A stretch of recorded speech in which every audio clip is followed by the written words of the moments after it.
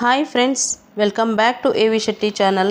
ಇವತ್ತಿನ ಈ ವಿಡಿಯೋದಲ್ಲಿ ಹೈಯರ್ ಕ್ಲಾಸಸ್ಗೆ ಅಂದರೆ 2ರಿಂದ 10ನೇ ತರಗತಿಗೆ ವಯಸ್ಸಿನ ಆಧಾರದ ಮೇಲೆ ನೇರ ದಾಖಲೆಯನ್ನು SATSನಲ್ಲಿ ಹೇಗೆ ಮಾಡಬೇಕು ಅನ್ನೋದನ್ನು ಕ್ಲಿಯರಾಗಿ ನೋಡೋಣ. ಅದಕ್ಕಿಂತ ಮುಂಚೆ ಇನ್ನೂ ಯಾರ್ಯಾರು ನನ್ನ ವಿಡಿಯೋನ ಸಬ್ಸ್ಕ್ರೈಬ್ ಆಗದೆ ನೋಡ್ತಿದ್ದೀರೋ ಅವರೆಲ್ಲ ಈ ಕೂಡಲೇ ಎ ವಿ ಶೆಟ್ಟಿ ಚಾನಲನ್ನು ಸಬ್ಸ್ಕ್ರೈಬ್ ಆಗಿ ಪಕ್ಕದಲ್ಲಿರುವ ಬೆಲ್ ಐಕಾನ್ ಮೇಲೆ ಕ್ಲಿಕ್ ಮಾಡಿ ಆಲನ್ನು ಸೆಲೆಕ್ಟ್ ಮಾಡಿ. ಇದರಿಂದ ನಾನು ಯಾವುದೇ ವಿಡಿಯೋನ ಯೂಟ್ಯೂಬ್ನಲ್ಲಿ ಅಪ್ಲೋಡ್ ಮಾಡಿದ ತಕ್ಷಣ ನಿಮಗೆ ನೋಟಿಫಿಕೇಷನ್ ತಲುಪುತ್ತೆ. ಜೊತೆಗೆ ಮಾಹಿತಿ ಇಷ್ಟ ಆದರೆ ವಿಡಿಯೋನ ಲೈಕ್ ಮಾಡೋದನ್ನು ಮರಿಬೇಡಿ ಅಂತ ಹೇಳ್ತಾ let us start the video. ಮೊದಲನೇದಾಗಿ ಅಡ್ಮಿಷನ್ ಟು ಹೈಯರ್ ಕ್ಲಾಸಸ್ ಅಡಿಯಲ್ಲಿ ಇಲಾಖೆಯ ಸುತ್ತೋಲೆಯ ಪ್ರಕಾರ ಯಾವ ಮಕ್ಕಳನ್ನು ನಾವು ಅಡ್ಮಿಷನ್ ಮಾಡ್ಬೋದಾಗಿದೆ ಅಂತ ತಿಳಿದುಕೊಳ್ಳೋಣ. ಒಂದನೇದಾಗಿ SATS ಅಡಿಯಲ್ಲಿ ಇದುವರೆಗೂ ದಾಖಲಾಗದಂತಹ ವಿದ್ಯಾರ್ಥಿಗಳನ್ನು ನಾವಿಲ್ಲಿ ದಾಖಲಿಸಬಹುದಾಗಿದೆ.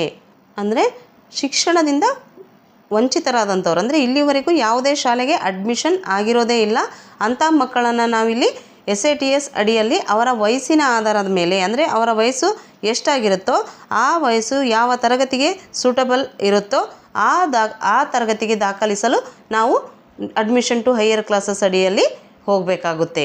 ಎರಡನೇದಾಗಿ ಬೇರೆ ರಾಜ್ಯದಿಂದ ವಿತ್ TC ಅಥವಾ ವಿತೌಟ್ TC ಮೂಲಕ ನಮ್ಮ ರಾಜ್ಯಕ್ಕೆ ಬಂದು ಇಲ್ಲಿರುವಂತಹ ಶಾಲೆಗಳಲ್ಲಿ ದಾಖಲಾತಿ ಬಯಸುವಂತಹ ಮಕ್ಕಳಿಗೆ ಈ ಅಡ್ಮಿಷನ್ ಥ್ರೂ ಹೈಯರ್ ಕ್ಲಾಸಸ್ ಮೂಲಕ ನಾವು ಅಡ್ಮಿಷನ್ ಮಾಡಬೇಕಾಗುತ್ತೆ.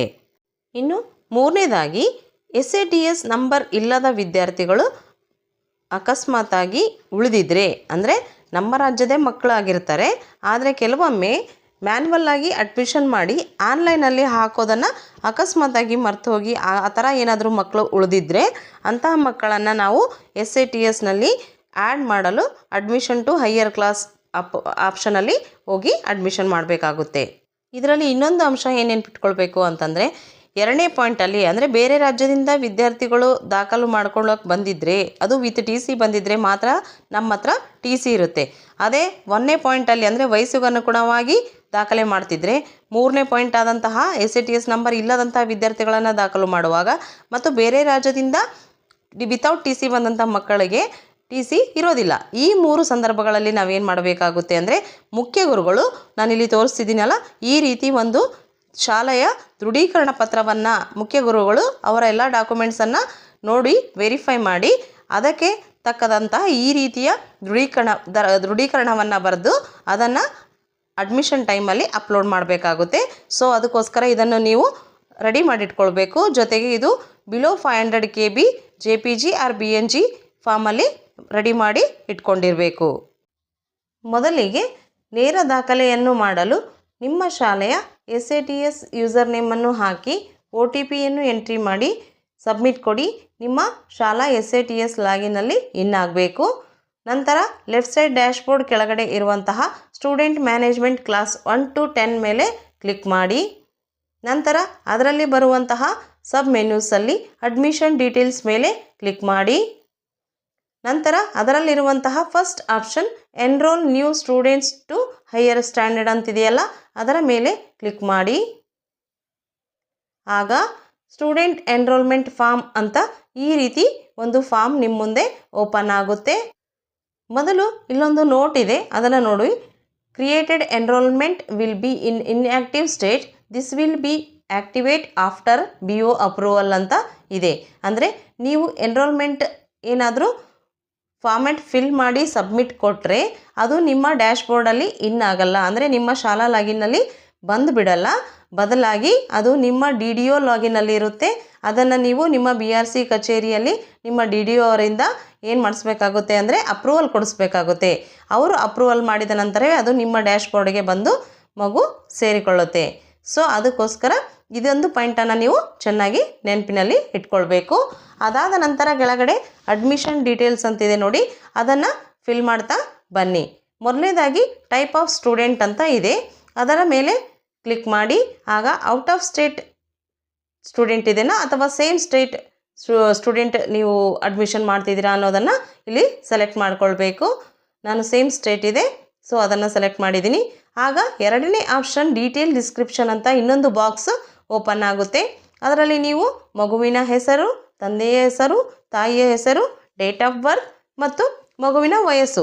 ಈ ರೀತಿ ಕೆಲವೊಂದಿಷ್ಟು ಅಂಶಗಳನ್ನು ಡೀಟೇಲ್ ಆಗಿ ಬರಿಬೇಕಾಗುತ್ತೆ. ನೆಕ್ಸ್ಟ್ ಟ್ರಾನ್ಸ್ಫರ್ ಸರ್ಟಿಫಿಕೇಟ್ ಅಂತ 3ನೇ ಆಪ್ಷನ್ ಇದೆ. ನೀವು ಮಗುವಿನ TC ಏನಾದರೂ ಬಂದಿದ್ದರೆ ಆ TCಯನ್ನು ನೀವು JPG ಆರ್ PNG ಫಾರ್ಮಲ್ಲಿ ಬಿಲೋ 500 KB ಇರೋ ರೀತಿ ಸೇವ್ ಮಾಡಿ ಫೈಲ್ಸಲ್ಲಿ ಇಟ್ಕೊಂಡಿರಬೇಕಾಗುತ್ತೆ. ಅದರಿಂದ ನೀವು ಅಪ್ಲೋಡ್ ಮಾಡಬೇಕಾಗುತ್ತೆ. ಅಥವಾ ಆ TC ಇರಲಿಲ್ಲ ಅಂತಂದರೆ ಉಳಿದಂತಹ 3 ರೀತಿಯಲ್ಲಿ, ಅಂದರೆ ಹೊರ ರಾಜ್ಯದಿಂದ ವಿತೌಟ್ TC ಬಂದಿದ್ದರೆ, ಅಥವಾ SATS ನಂಬರ್ ಇಲ್ಲದೇ ಇದ್ದಿದ್ದರೆ, ಅಥವಾ ಏಜ್ ಮೂಲಕ ವಯಸ್ಸಿನ ಆಧಾರದ ಮೇಲೆ ನೇರ ದಾಖಲೆ ಮಾಡ್ತಿದ್ರೆ ಅಂಥವರಿಗೆ ಮುಖ್ಯ ಗುರುಗಳು ಒಂದು ದೃಢೀಕರಣವನ್ನು ಬರೆದಿಟ್ಕೊಂಡು ಅದನ್ನು ಕೂಡ JPG PNG ಫಾರ್ಮಲ್ಲಿ ಬಿಲೋ 500 KB ಮಾಡಿಟ್ಕೊಂಡು ಸೇವ್ ಮಾಡ್ಕೊಳ್ಬೇಕಾಗುತ್ತೆ. ಅದನ್ನು ಹೇಗೆ ಅಪ್ಲೋಡ್ ಮಾಡೋದು ಅಂದರೆ ಇಲ್ಲಿ ಚೂಸ್ ಫೈಲ್ ಅಂತಿದೆಯಲ್ಲ ಅದರ ಮೇಲೆ ಕ್ಲಿಕ್ ಮಾಡಿ.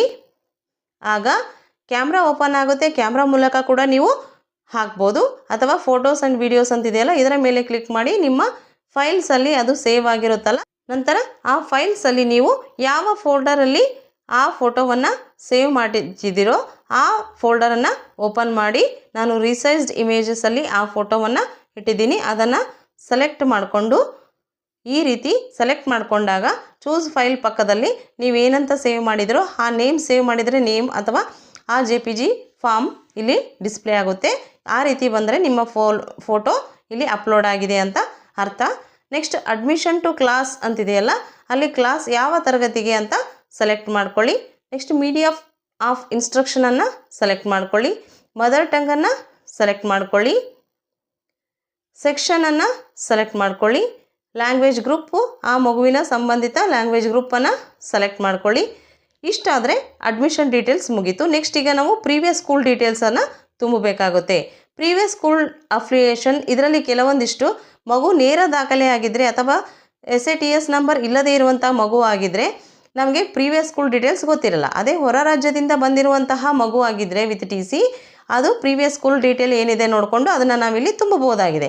ಸೊ ನಮಗೆ ಆ ಮಾಹಿತಿ ಇಲ್ಲಿ ಗೊತ್ತಿಲ್ಲ, ನೇರ ದಾಖಲೆ ಇದೆ ವಯಸ್ಸಿನ ಅನುಗುಣವಾಗಿ ಅಂದರೆ ಇಲ್ಲಿ ಪ್ರೀವಿಯಸ್ ಸ್ಕೂಲ್ ಅಫಿಲಿಯೇಷನ್ ಸ್ಟೇಟ್ ಅಂತಲೇ ತಗೊಳ್ಳಿ. ಅಂದರೆ ನೀವು ಯಾವ ಶಾಲೆನೋ ಅದರ ಡೀಟೇಲ್ಸನ್ನೇ ತುಂಬಬೇಕಾಗುತ್ತೆ. ನಿಮ್ಮ ಶಾಲೆಯ ಡೀಟೇಲ್ಸನ್ನೇ ನೀವಿಲ್ಲಿ ತುಂಬಬೇಕಾಗುತ್ತೆ. ಸೊ ನಮ್ಮದು ಸ್ಟೇಟ್ ಸಿಲೆಬಸ್, ಅದಕ್ಕೋಸ್ಕರ ನಾನು ಸ್ಟೇಟ್ ಅಂತ ತೆಗೆದುಕೊಂಡಿದ್ದೀನಿ. TC ನಂಬರ್ ಇಲ್ಲ, ಟ್ರಾನ್ಸ್ಫರ್ ಸರ್ಟಿಫಿಕೇಟ್ ಡೇಟು ಕೂಡ ಇಲ್ಲ, ಅವೆರಡನ್ನು ಖಾಲಿ ಬಿಡಿ, ಯಾಕಂದರೆ ಅವು ಮ್ಯಾಂಡೇಟರಿ ಅಲ್ಲ, ರೆಡ್ ಕಲರ್ ಮಾರ್ಕ್ ಇಲ್ಲ. ನೆಕ್ಸ್ಟ್ ಪ್ರೀವಿಯಸ್ ಸ್ಕೂಲ್ ನೇಮಲ್ಲಿ ನಿಮ್ಮ ಶಾಲೆಯ ಹೆಸರನ್ನೇ ತುಂಬಿ. ಪ್ರೀವಿಯಸ್ ಸ್ಕೂಲ್ ಟೈಪಲ್ಲಿ ಕೂಡ ನಿಮ್ಮ ಶಾಲೆಯ ಸ್ಕೂಲ್ ಟೈಪನ್ನು ಸೆಲೆಕ್ಟ್ ಮಾಡ್ಕೊಳ್ಳಿ. ಡಿಪಾರ್ಟ್ಮೆಂಟ್ ಆಫ್ ಎಜುಕೇಷನ್ ಅಂತ ನಾನು ಸೆಲೆಕ್ಟ್ ಮಾಡಿದ್ದೀನಿ. ನೆಕ್ಸ್ಟ್ ಪಿನ್ ಕೋಡ್ ಹಾಕಿ ಮತ್ತು ಸ್ಟೇಟನ್ನು ಸೆಲೆಕ್ಟ್ ಮಾಡ್ಕೊಳ್ಳಿ. ನಂತರ ಸ್ಟೇಟನ್ನು ಸೆಲೆಕ್ಟ್ ಮಾಡಿಕೊಂಡ ನಂತರ ಡಿಸ್ಟಿಕ್ ಮತ್ತು ತಾಲೂಕು ಆಟೋಮೆಟಿಕಲಿ ಓಪನ್ ಆಗುತ್ತೆ. ನೆಕ್ಸ್ಟ್ ನಂಬರ್ ಅಲ್ಲಿ ಕೂಡ ಡಿಸ್ಟಿಕ್ ಮತ್ತು ತಾಲೂಕು ಮತ್ತು ವಿಲೇಜನ್ನು ಕೂಡ ನೀವು ಸೆಲೆಕ್ಟ್ ಮಾಡ್ಕೊಳ್ಬೇಕಾಗುತ್ತೆ. ಅದಾದ ನಂತರ ಸ್ಟೂಡೆಂಟ್ ಡೀಟೇಲ್ಸನ್ನು ನಾವು ಅಪ್ಲೋಡ್ ಮಾಡಬೇಕಾಗುತ್ತೆ. ಸೊ ಈ ಸ್ಟೂಡೆಂಟ್ ಡೀಟೇಲ್ಸ್ನಿಂದ ಅಂದರೆ student name, father name, mother name, date of birth, age, ರೀಸನಲ್ಲಿ ಒಂದು ರೀಸನನ್ನು ನೀವು ಬರಿಬೇಕಾಗುತ್ತೆ. ಯಾಕೆ ಮಗು ಇಷ್ಟು ದಿನ ಶಾಲೆಗೆ ಬಂದಿಲ್ಲ, ನೇರ ದಾಖಲೆಯಾಗಿದೆ ಅಂತಂದರೆ ಅಲ್ಲಿ ಏನಾದರೂ ವಲಸೆ ಹೋಗಿದ್ದೇನೋ ಅಥವಾ ಏನು ನಿಮ್ಮ ರೀಸನ್ ಇರುತ್ತೋ ಆ ರೀಸನನ್ನು ನೀವಿಲ್ಲಿ ಟೈಪ್ ಮಾಡಬೇಕಾಗುತ್ತೆ. Next gender, religion, nationality, Aadhaar card details of parents, ಮಗು ಮತ್ತು ಸೋಷಲ್ ಕ್ಯಾಟಗರಿ, ಕ್ಯಾಸ್ಟ್ ನಂಬರು, ಇವೆಲ್ಲ ಕೂಡ ನಾವು ಕಾಮನ್ ಆಗಿ ಎಲ್ಲ ತರಗತಿಯ ಮಕ್ಕಳನ್ನು ಹೇಗೆ ದಾಖಲು ಮಾಡ್ಕೊಳ್ಳೋಕ್ಕೆ ಫಾರ್ಮೆಟನ್ನು ಫಿಲ್ ಮಾಡ್ತೀವೋ ಆ ಎಲ್ಲ ಡೀಟೇಲ್ಸನ್ನು ಫಿಲ್ ಮಾಡಬೇಕು. ನಂತರ ಅಡ್ರೆಸ್ ಡೀಟೇಲ್ಸನ್ನು ಹಾಕಬೇಕಾಗುತ್ತೆ. ನೆಕ್ಸ್ಟ್ ಮೊಬೈಲ್ ನಂಬರ್ ಮತ್ತು ಬ್ಯಾಂಕ್ ಡೀಟೇಲ್ಸ್ ಇದ್ದರೆ ಬ್ಯಾಂಕ್ ಡೀಟೇಲ್ಸ್, ಈ ರೀತಿ ಎಲ್ಲ ಡೀಟೇಲ್ಸನ್ನು ಹಾಕಿ ಕೆಳಗಡೆ ಸಬ್ಮಿಟ್ ಮೇಲೆ ಕ್ಲಿಕ್ ಮಾಡಿ. ಆಗ ನೀವು ಎನ್ರೋಲ್ಮೆಂಟ್ ಅಂತೇಳಿ ಆ ಮಗುವಿನ SATS ID ಕ್ರಿಯೇಟ್ ಆಗಿ ಎನ್ರೋಲ್ಮೆಂಟ್ ಸಕ್ಸಸ್ಫುಲ್ ಅಂತೇಳಿ ಪಾಪಪ್ ಮೆಸೇಜ್ ಬರುತ್ತೆ. ಈ ರೀತಿ ಬಂದ ನಂತರ ಅದು ನಿಮ್ಮ ಡ್ಯಾಶ್ಬೋರ್ಡಲ್ಲಿ ತೋರಿಸಲ್ಲ, ಇದನ್ನು ನೆನ್ಪಿಟ್ಕೊಳ್ಳಿ. ನಂತರ ನಿಮ್ಮ DDO ಲಾಗಿನ್ನಲ್ಲಿ ಬಂದಿರುತ್ತೆ, ಅದನ್ನು ಅವರಿಗೆ ಹೇಳಿ ಅಪ್ರೂವಲ್ ಮಾಡಿಸ್ಕೊಂಡಾಗ ಮಾತ್ರ ನೀವು ನಿಮ್ಮ ತರಗತಿಯ ನಿಮ್ಮ ಶಾಲೆಯ ಡ್ಯಾಶ್ಬೋರ್ಡಲ್ಲಿ ಅದು ಡಿಸ್ಪ್ಲೇ ಆಗುತ್ತೆ. ಗೊತ್ತಾಯ್ತಲ್ಲ ಫ್ರೆಂಡ್ಸ್? ಈ ರೀತಿಯಾಗಿ ನಾವು ನೇರ ದಾಖಲೆಯನ್ನು ಅಥವಾ ಹೊರ ರಾಜ್ಯದಿಂದ ಬಂದಂತಹ ಮಕ್ಕಳ ದಾಖಲಾತಿಯನ್ನು SATSನಲ್ಲಿ ಮಾಡಿಕೊಳ್ಬೋದಾಗಿದೆ. ವಿಡಿಯೋ ಇಷ್ಟ ಆದರೆ ಲೈಕ್ ಮಾಡೋದನ್ನು ಮರೆಯಬೇಡಿ. ಮುಂದಿನ ವಿಷಯದಲ್ಲಿ ಸಿಗೋಣ. ಅಲ್ಲಿವರೆಗೂ ಬಾಯ್ ಫ್ರೆಂಡ್ಸ್.